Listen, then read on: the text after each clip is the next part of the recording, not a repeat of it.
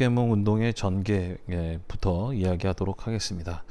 우리 지난 시간에 의병항쟁에 대해서 이야기를 나눴고요.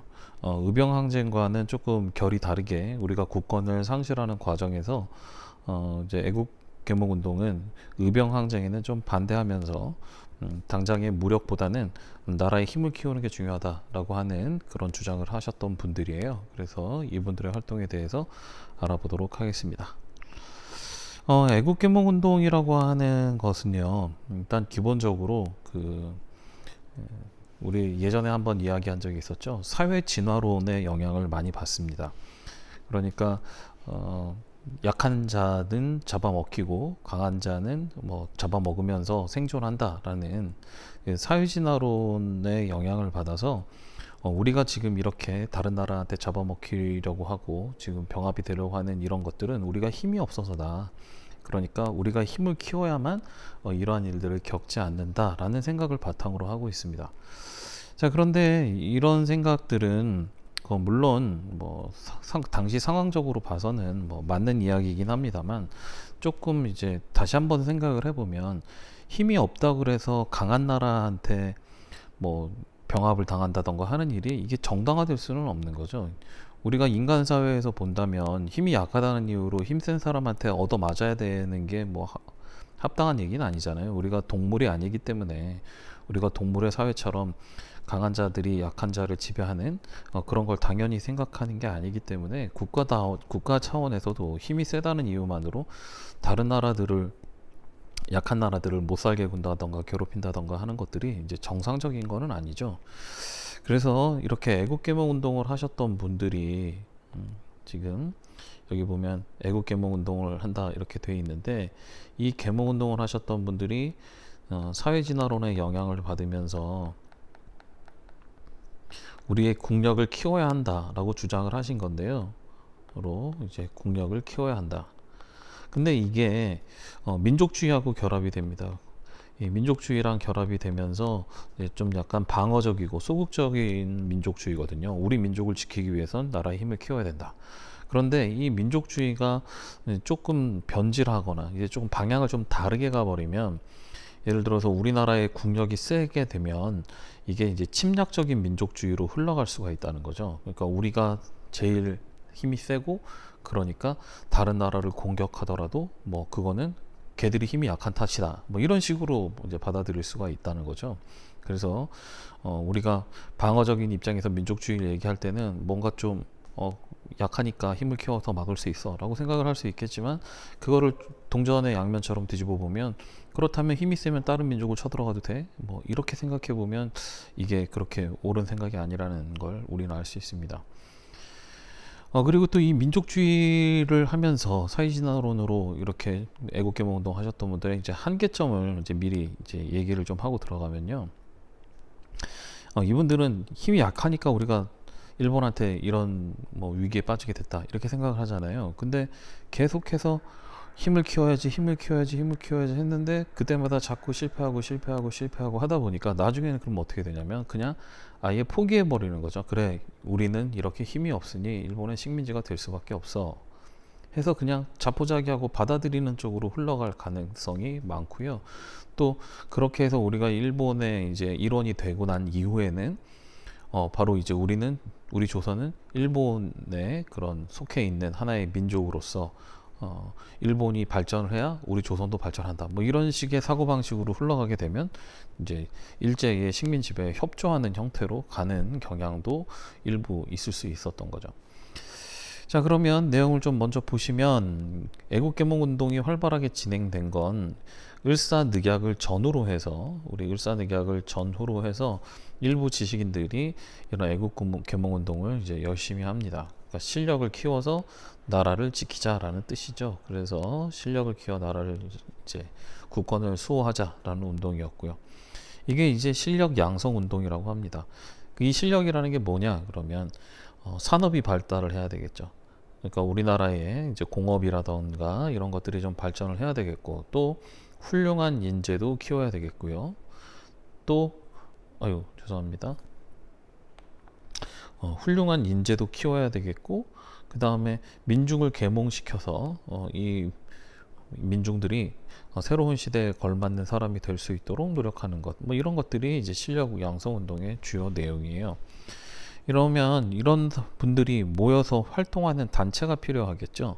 그래서 1904년 보안회라고 하는 단체가 만들어집니다. 여기 보안회 표시를 좀 할게요. 보안회는 1904년에 만들어졌는데 이때까지만 하더라도 아직 러일 전쟁으로 해서 우리나라가 일본한테 이제 뭐 많은 권리를 빼앗기기 이전이었어요. 그래서 이 보안회는 주요 활동으로서 이거는 기억을 해두십시오. 상당히 자주 나옵니다. 일제의 황무지 개간 요구를 저지합니다. 그러니까 일본이 우리한테 황무지를 대신 개간을 해줄 테니까 요거를 일본이 할 수 있도록 맡겨달라라고 했는데, 일본이 생각하는 황무지, 과연 어떤 게 황무지일까요? 우리가 생각하는 황무지라고 하는 거는 그냥 쓸데없는 땅, 버려져 있고 황폐하고 그냥 특별히 뭐 무슨 용도를 쓸지를 몰라서 그냥 그렇게 방치되어 있는 땅을 우리가 황무지라고 보통 얘기를 하는데, 일제가 황무지 개간권을 요구하던 당시에 그 조약문, 일본의 그런 요구사항을 들여다보면 이 황무지에 대한 명확한 개념이 없어요. 황무지가 뭘 얘기하는지, 우리 이게 뭔지 없다고요. 우리 강화도 조약 체결할 때부터 시작을 해가지고서 조약을 체결을 할 때 개념을 굉장히 명확하게 가져가야 되거든요. 그냥 두리뭉실하게 항무지 개간을 요구했어, 그러면은 우리나라에 필요 없는 땅이니까 일본이 개발할 수 있도록 우리가 허가를 해주지, 이랬을 때 일본이 나올 수 있는 시나리오, 일본이 할 수 있는 건 뭐가 있냐면, 이 황무지를 예를 들어서 조선 전체가 황무지다 이래 버리면은 어떻게 되는 거죠? 조선 전체가 황무지다, 조선이 모두 황무지다 이래 버리면 조선의 모든 땅을 일본이 가져갈 수 있다는 얘기가 되네요. 그러니까 황무지가 정확하게 어떤 개념인지부터 잡고, 그리고 나서 개간 요구권을 들어줄지 말지를 정해야 되는데, 일본의 황무지 개간권 요구에는 황무지라는 개념이 명확치가 않아요. 이거를 보안회가 꿰뚫어 본 겁니다. 보안회가 이걸 꿰뚫어 보고 이거는 일본의 침략 의도가 숨어 있는 거다라고 해서 보안회가 나서서 결사 저지 운동을 합니다. 그리고 이제 뭐를 하냐면, 이제 여기에는 나와 있지 않습니다만 황무지 개간 요구를 저지하면서 이제 보안회 활동을 하던 분들을 중심으로 해서 농광회사라는 걸 세웁니다. 농광회사라는 걸 세워서 황무지 그거 우리가 하겠다, 일본의 힘 안 빌려도 우리만으로도 충분히 황무지 개간할 수 있으니까 일본은 좀 꺼져줄래? 뭐 이렇게 된 거죠. 그래서 보안회가 황무지 개간권 요구를 저지하고 뭐 농광회사를 세우면서 막아들자 이제 일본도 야 이거는 좀 힘들겠구나 싶었던 거예요. 그래서 일본이 그럼 좋다, 황무지 개간 우리가 해주려고 했는데 뭐 니네가 싫다고 정 그러면 좋다, 그러면 황무지 개간권 요구를 우리가 취소하겠다. 하지만 조건을 걸죠. 뭐라고 조건을 걸어요? 보안회도 해체를 해야 된다라고 조건을 겁니다. 그래서 보안회는 1904년 활동을 하다가 황무지 개간권 요구를 저지하고 나서 보안회는 해체가 됩니다. 그러니까 일본의 요구로 해체가 됩니다. 자, 이것만 놓고 생각해보면 좀 보안회 입장에서는 훌륭한 일, 좋은 일을 하고도 이렇게 없어지는 상황이 된 거 아니냐. 네, 맞는데요. 이게 모임 단체라는 게 그렇잖아요. 모임 단체라는 거 뭐 해체하면 또 만들면 되죠. 또 만들면 되죠. 그래서 또 만듭니다. 뭐 그렇잖아요. 뭐 맑은 날 술 먹는 모임 못하게 하면 비 오는 날 술 먹는 모임 하면 되잖아요. 그래서 보안회 못하게 하면 그래 그러면 이제부터 우린 보안회 안 할게, 이제 해산이야 라고 해놓고 우리는 이제부터 헌정연구회야 이렇게 나오는 거예요. 1905년 헌정연구회가 만들어집니다. 자, 헌정연구회 그러면은 헌법에 따른 정치를 연구하는 그런 모임이라는 뜻이죠. 그래서 헌법을 만들고 헌법에 따라 나라를 다스리려면 뭐 당연히 의회가 설치되어 있어야 되지 않겠습니까? 그래서 의회 설립을 위한 뭐 입헌 정치를 추구하는 그런 활동을 했습니다. 자, 의회 설립을 통한 입헌 정치를 추구하는 활동을 했는데, 일본이 러일 전쟁 승리 직후 을사늑약을 체결을 하면서 우리나라의 모든 정치 활동을 하는 단체들을 해산을 해야 한다라고 이제 우리에게 요구를 했단 말이에요. 근데 헌정연구회는 이거는 누가 봐도 정치 활동을 하는 단체 아닙니까? 의회 설립하는 것, 그리고 입헌군주제 등을 연구하는 그런 활동을 하고 있으니 일본이 바로 타겟이 돼서 일본의 탄압으로 해산하는 단체가 되겠죠. 이 의회 설립이다, 입헌 정치다, 이게 다 민주주의란 말이에요. 그래서 민주주의에 대해서 연구를 하던 조직을 만들어서 활동을 했는데, 이 모임은 또 일본의 간섭으로, 탄압으로 이제 해산되는 그런 이제 운명에 처하게 됩니다. 자, 슬퍼하지 마세요. 이게 어떻게 하면 됩니까? 우리 해산되면 어떻게 하면 되죠? 또 만들면 되죠. 자, 그래서 또 만듭니다. 정치와 관련된 모임은 하지 말라 그래서 지금 그만뒀잖아요. 그러면 어떻게 하면 됩니까? 정치와 관련 없는 모임을 만들면 되죠. 그래서 대한자광회라고 하는 단체를 만듭니다. 대한자광회 1906년에 만들어진 단체인데요. 정치는 아니에요. 교육과 산업의 진흥을 강조하는 모임이에요. 그러니까 정치는 빼고 교육이라던가 산업이라던가 정치하고 관련이 없는 우리나라의 힘을 키울 수 있는 그런 활동들을 강조를 했고, 전국에 지회를 설치를 해서 지방 단위 활동도 했고, 그런가 하면 우리 독립협회부터 이제 얘기했었던 이제 뭐 강연회 같은 거를 개최하면서 사람들의 흥미를 이제 이끌어 오죠. 자, 그런데 문제는 이렇게 정치를 뺀 산업이라든가 교육이라든가 이런 활동 위주로 활동하는 단체인데 도저히 못 참는 상황이 옵니다. 바로 뭐예요? 고종의 강제 퇴위예요. 고종이 헤이그 특사 사건을 계기로 해서 황제의 자리에서 강제로 쫓겨나게 되자 이거를 반대하는 운동을 전개를 합니다. 그럼 어떻게 되겠어요? 정치를 하지 말라고 돼 있는데 정치와 관련된 활동을 한 거잖아요. 그죠? 그래서 결국 강제 해산돼서 대한자강회가 사라지게 됩니다. 그리고 나서도 대한협회 뭐 이런 걸로 이어지게 되는데, 지금 교재는 없지만 이런 대한협회라든가 이런 단체춤으로 가면 아까 앞에서 얘기했던 것처럼 애국개몽 운동을 하면서 이렇게 해도 안 되고 저렇게 해도 안 되고 그러면서 조금 지치면서 좀 자포자기하게 되면 친일 쪽으로 흘러가는 인사들이 나오기 시작을 합니다. 그래서 이런 보안의 헌정연구회 대한자강회를 쭉 이어서 활동을 하시던 분들 중에 이제 대한협회를 하면서 친일로 전향하는 사람들이 등장을 하게 되죠. 그래서 공식적으로 외부 활동을 하는 이런 단체 활동은 사실상 여기서 끝났다, 이렇게 생각하시면 됩니다. 자, 그런데 공식적으로 활동을 하면 일본의 감시를 받아야 되고, 그리고 무슨 일만 터지면 타겟이 되니까, 그렇다면은 공식적으로 활동을 못하게 하면 어떻게 하면 됩니까? 비공식적으로 하면 되죠. 그래서 그 비공식적으로 숨어서 몰래 활동했었던 단체 바로 신민회가 등장을 합니다. 1907년부터 1912년까지 활동을 했고요. 여기는 별표를 좀 여러 개 해놔야 될 것 같아요. 자, 신민회 활동.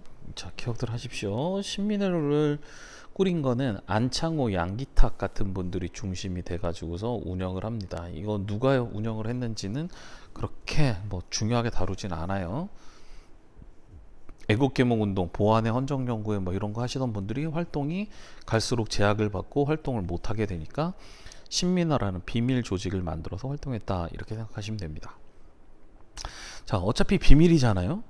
이거 뭐 어디 가서 우리 뭐 신민회 활동합니다 라고 떠벌리고 다니면서 활동할 것도 아니고 비밀리에 활동을 하니까 우리 그동안 하고 싶었지만 못했던 얘기 해볼까, 이렇게 됩니다.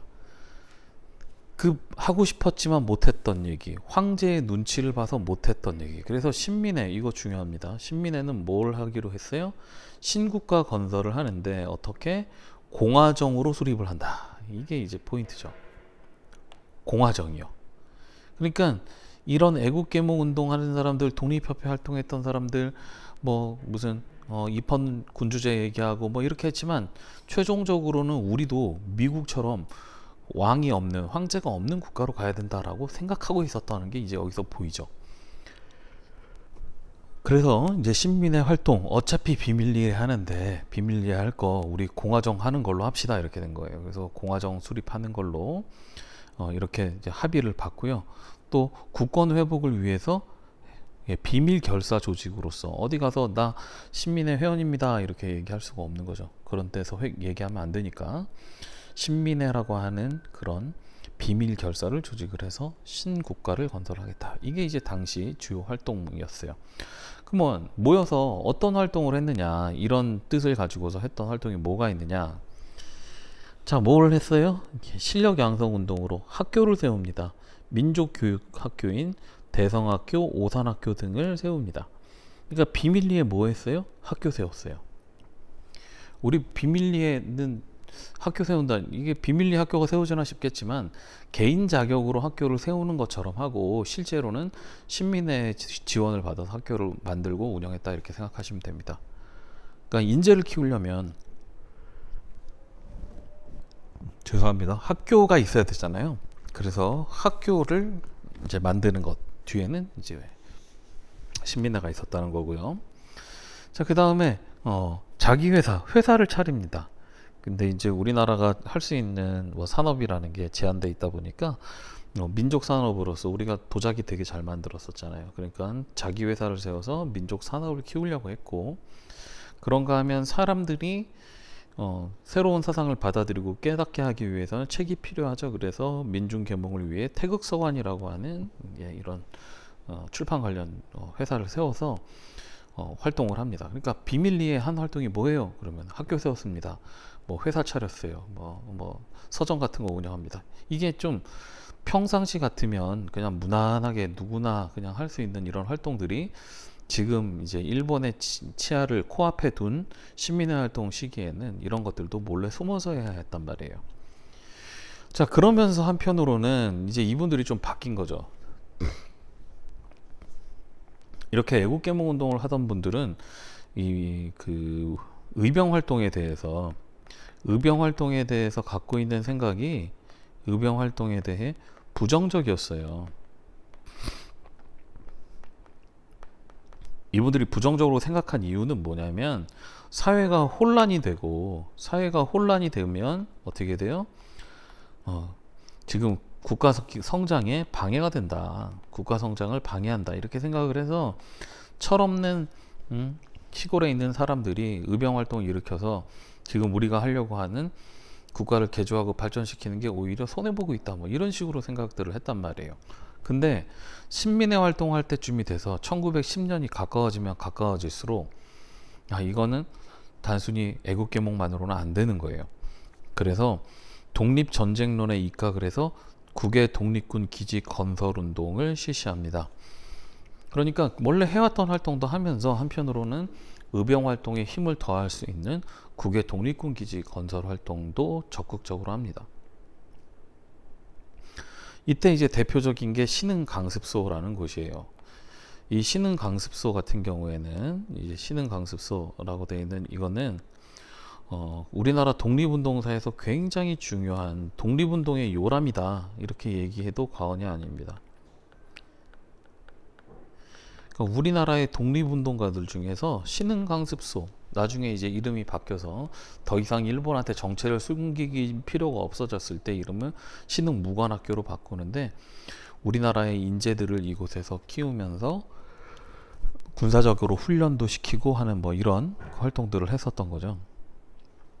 이런 활동을 통해서 의병 활동에 대해서 부정적으로 갖고 있었던 생각을 좀 이제 바꿔가게 되는 계기가 됐었던 게 국외 독립기지 건설 운동입니다. 이렇게 해서 키워낸 이제 수천 명의 졸업생들이 있었다고 그러는데, 그 졸업생들을 통해서 이후 우리나라 독립운동에 주요한 역할을 하는 분들 중에는 이 신흥무관학교 출신 이런 분들이 많았죠. 신흥강습소 출신이 많았다고요. 그럼 이 학교는 그러면 어떻게 운영됐느냐? 이 시기에 운영됐던 다른 학교하고 뭐가 다른 게 있느냐? 했는데 여기에는 막대한 자원이 들어갑니다. 재원이 들어가요. 여러분도 혹시 들어보셨는지 모르겠지만 이회영 선생 형제분들이 있어요. 이회영 선생 형제분들, 그리고 석주 이상용 선생 같은 이런 분들이 주도를 해서 자신들의 재산을 정리를 하고 그 재산을 가지고서 만주에서 이렇게 신흥강습소를 설립하고 운영을 했단 말이에요. 이회영 선생 형제분들이 여러분이 계시는데, 이분들이 다 같이 의기투합을 해서 우리가 일본의 식민지가 된 조선에서 사느니 해외에 나가서 독립운동을 하자라고 합의를 보고 갖고 있었던 재산을 싹 정리를 해요. 싹 정리를 해서 이거를 들고 만주로 들어갑니다. 그렇게 해서 갖고 간 돈이 뭐 수백억 이상 뭐 되었다고 합니다. 당시 이회영 선생의 형제분들이 다들 여유로웠었고요. 그 중에서도 특히 이제 양자로 들어간 형제가 한 명 있었는데, 이 양자로 들어간 집안이 당시 조선에서 진짜 어마어마한 부자라고 널리 알려졌었던 집안이었어요. 그래서 그 집안으로 양자로 들어가서 재산을 물려받았기 때문에 엄청난 돈을 갖고 있었던 거고, 그 돈으로 만주에 와서 독립운동을 하는데 필요한 자금들을 댔던 겁니다. 근데 이제 그 안타까운 거는 이회영 선생도 그렇고 나머지 형제들 다 이제 광복을 못 보시죠. 그리고 이제 이분의 이제 동생 중에 이시영이라는 분이 계시는데, 그 이시영 이분은 우리나라에 다시 돌아와서 제헌의회에서 활동을 하시다가 우리나라 초대 부통령으로 임명이 돼서, 이제 우리나라 부통령 제도가 있을 때, 대통령 밑에 부통령 제도가 있을 때 부통령까지 하셨죠. 그래서 보통 이시영 부통령 이렇게 얘기하면 나이 드신 분들은 다 알아요. 그래서 이 이시영, 이회영 형제분들이 막대한 자금을 투자를 했기 때문에 우리가 신흥강습소를 운영할 수 있었고, 그 신흥강습소가 운영됐기 때문에 이후에 펼쳐진 수많은 독립운동들의 그런 요람과 같은 역할을 했다, 이렇게 얘기를 한 겁니다. 자, 이렇게 그 백오인 활동을 하는데 그러니까 이렇게 신민의 활동을 하는데 일본은 몰랐어요. 일본은 이제 철저하게 관리를 하니까 조선인들이 이제 독립운동이라던가 이런 걸 포기하고 그냥 조용히 살고 있는 줄 알았어요. 근데 이제 그 우연찮게 그 백오인 사건에 이제 신민회 멤버였었던 분을 하나를 잡아서 이분한테 이제 막 고문 등을 가하면서 물어본 거죠. 다 알고 있으니까 불어라. 너 지금 이거 다 아니까 불어라. 우리 어머님들이 많이 쓰시는 방법이죠. 아들 무슨 잘못했어? 엄마가 다 알고 있으니까 얘기해봐. 뭐 그러면 이제 우리 입에서 술술술 나가잖아요. 그런 것처럼 다 알고 있다. 너 지금 잡혀왔잖아. 그러니까 빨리 불어라. 뭐 이렇게 얘기하니까 이분께서 아, 신민회가 들켰구나 라고 생각을 하고는 신민회에 대해서 얘기를 한 거예요. 근데 신민회는 안 들켰거든요. 그때 이제 일본이 멘붕이 온 거죠. 조선은 지금까지 잘 관리하고 있다고 생각을 했는데 뒤에서는 이렇게 활동을 하는 비밀 조직이 있었다니, 이렇게 돼가지고서 이제 이 신민회 활동은 사실상 이것으로 더 이상 하기 힘들어지는 상황이 됩니다. 그래서 이제 그 신민회 활동을 했던 분들을 잡아가는데요. 잡아가서 이제 처리를 해야 되잖아요. 비밀리에 활동을 했으니까 처벌을 해야 되는데 처벌을 할 게 마땅치가 않은 거예요. 너 비밀리에 숨어서 뭐 했어? 학교 운영했는데요. 학교 운영한 게 솔직히 죄는 아니잖아요. 야, 너 비밀리에 가서 뭐 했어? 저 자기 회사에서 저기 수출했는데요. 그러면 이 자기 회사 활동하는 게 이게 또 그렇게 큰 죄가 아니잖아요. 아니 뭐 서점에서 책 팔았는데요. 이게 뭐 그렇게 큰 죄가 아니잖아요. 그러니까 백오인 사건이라고 하는 사건, 신민회를 탄압하는 이 사건이 일어났을 때 일본 입장에서 뭔가 좀 혼을 좀 내주고 싶은데 딱히 뭘로 혼내야 할지 모르는 상황인 거예요. 뭐 너무나 당연한 활동들이다 보니. 자, 그래서 이제 일본 애들이 어떻게 했어요? 사건을 날조를 하죠. 적어도 이런 비밀 조직이라면 암살은 시도해야지 라고 해가지고서 암살을 계획을 한 적도 없는데, 이제 당시 테라우치 총독이라고 했는데 테라우치 총독에게 이제 암살을 시도하려고 했었다, 뭐 이렇게 얘기하는 겁니다. 그래서 테라우치 총독을 암살하려고 시도했는데 일본 경찰의 활약으로 이걸 일망타진했다, 뭐 이런 식으로 이제 보도가 나가는 거죠. 그래서 나중에는 결국이요, 재판에 갔는데 뭐 재판에서 뭐 여러 가지 정황이라던가 증거라던가 이런 걸 찾아보니 뭐 테라우치 총독을 암살을 하려고 했었다라는 거는 뭐 전혀 흔적이 없고, 그냥 비밀 조직을 만들어서 뭐 교육 활동 이런 거 했다, 뭐 이런 것만 밝혀지게 되니까 일본 법정에서도 총독을 암살하려고 했었다라는 것들은 이제 일본 검찰이나 이 법원이 봐도 좀 말이 안 됐던 모양입니다. 그래서 결국 그렇게 오랫동안 감옥 생활을 하지는 않고 이제 풀려나게 됐죠. 자, 그 뒤를 이어서 이제 좀 더 해봅시다. 교육 활동인데요. 지금 각 지역별로 학회를 많이 만듭니다. 뭐 서북학회라든가 기호학회 등 흥학회 등 이제 다양한 학회를 만들고, 또 이때 뭘 많이 만드냐면 사립학교를 무려 2,000개나 만들게 됩니다. 사립학교를 무려 2,000개를 만들었다. 이거 어마어마하거든요. 그러니까 전국 각지에 우리 인재들을 키우기 위해서 2,000명, 2,000개의 그런 학교를 새로 세울 정도로 엄청나게 활발한 활동을 하셨다는 겁니다. 학교 하나 세우기에도 되게 힘들어요. 땅도 구해야 되죠. 건물도 올려야죠. 뭐 선생님도 초빙해야 되죠. 막 그게 힘든데도 불구하고 전국에 뭐 2,000개의 사립학교를 이제 수립을 하는데 큰 역할을 했다는 거고요. 그리고 이제 뭐 언론에서는 뭐 신문들 다양하게 발간되는 거 우리 앞서서 배웠었죠. 신문이라던가 뭐 계몽 활동, 사람들한테 널리 알리고 이렇게 하는 계몽 활동이나 대한매일신보 뭐 등을 활용을 해서 의병의 활동을 활약을 다룬 기사라던가 일본이 왜 침략하려고 하는가 뭐 이런 것들에 대해서는 끊임없이 자극을 줘서 조심하도록 시키죠. 자, 뭐 여기 그리고 이제 일제 탄압 내용을 보시면 이렇게 일본이 다양한 신문을 발행을 하고 활동을 하는 거를 차단을 하고 활동을 못하게 의병과 관련된 기사는 침략상을 이제 폭로하는 내용들이 막 이렇게 실리게 되니까요.